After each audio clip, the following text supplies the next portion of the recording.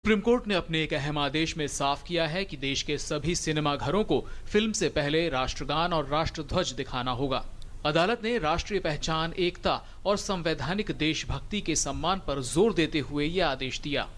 राष्ट्रीय प्रतीकों का सम्मान किए बिना देश प्रेम की बात अधूरी लगती है। ऐसे में अदालत ने कहा है कि इन प्रतीकों का सम्मान करना अब लोगों को सीखना होगा। कोई वजह नहीं दिखती कि राष्ट्रगान के सम्मान में 52 सेकंड के लिए खड़े होने में किसी को किसी तरह की कोई भी दिक्कत हो। सभी सिनेमाघरों को फिल्म के प्रदर्शन से पहले राष्ट्रगान और राष्ट्रध्वज दिखाना होगा। इस आदेश में राष्ट्रगान के व्यावसायिक इस्तेमाल पर रोक लगाने की बात भी कही गई है। आदेश के मुताबिक राष्ट्रीय गान को अनुपयुक्त चीजों पर नहीं छापा जाए और कार्यक्रमों में इसे चलाए जाने पर रोक होगी। साथ ही इसके संक्षिप्त संस्करण को छापने या बजाने पर भी रोक लगा दी गई है। कोर्ट ने मीडिया से इस आदेश का ज्यादा से ज्यादा प्रचार करने को कहा है। नेशनल एंथम बजाया जाएगा राष्ट्र झंडे के साथ और सबको खड़ा होना है उसके लिए। ये इसको 10 दिन के अंदर इम्प्लीमेंट किया जाएगा कंट्री के अंदर और सारे चीफ सेक्रेटरीज को भेजा जाएगा, डायरेक्शन यूनियन भेजेगा। सुप्रीम कोर्ट ने केंद्र और राज्य सरकारों से 10 दिनों में इस फैसले को लागू कराने को कहा है। सभी दलों ने अदालत के इस आदेश का स्वागत करते हुए कहा कि इससे देश में देशभक्ति की भावना बढ़ेगी। Very good decision.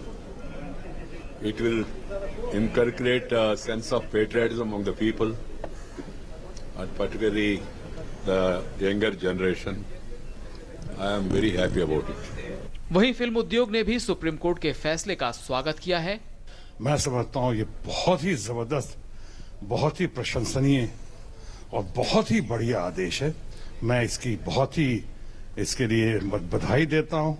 I think ये आज जो डिसीजन है ये हर हिंदुस्तानी, हर देशवासी के लिए बहुत गर्व की बात है। बहुत अच्छा डिसीजन है। सुप्रीम कोर्ट का यह आदेश श्याम नारायण चोकसे की जनहित याचिका पर आया है, जिसमें सभी सिनेमाघरों के लिए राष्ट्रगान बजाने को अनिवार्य करने की मांग की गई थी। साथ ही तरह तरह के कार्यक्रमों में राष्ट्रगान के प्रयोग को लेकर भी एक गाइडलाइन को जरूरी बताया गया था। विकास सारथी, डीडी न्यूज, दिल्ली। दिल्ली भाजपा की कमान अब मनोज तिवारी के हाथ में होगी। मनोज तिवारी उत्तर पूर्वी दिल्ली से ही भाजपा के सांसद हैं। वहीं बिहार में मंगल पांडे की जगह नित्यानंद राय को भाजपा का प्रदेश अध्यक्ष बनाया गया है। नित्यानंद राय बिहार में उजियारपुर लोकसभा क्षेत्र से सांसद हैं। दोनों ही राज्यों में पूर्व अध्यक्षों का कार्यालय बहुत पहले ही समाप्त हो चुका था और बीते कई महीनों से नई नियुक्तियां लंबित थीं। मनोज तिवारी ने दिल्ली में अपनी प्राथमिकता पर कहा कि आप सरकार पर हमला बोला।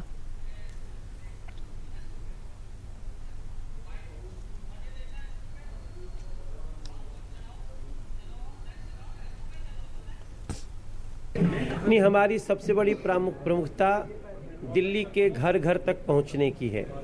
हर घर में, हर कॉलोनी में, हर वार्ड तक हम पहुंच के उनसे संवाद स्थापित करेंगे और अब तक जो धोखा उनको दिया है वर्तमान सरकार आम आदमी पार्टी ने, हम उसका सरकार से हिसाब मांगेंगे और जो सरकार जनता के हित में नहीं है उसको हम उखाड़ फेंकने के लिए कोशिश करेंगे।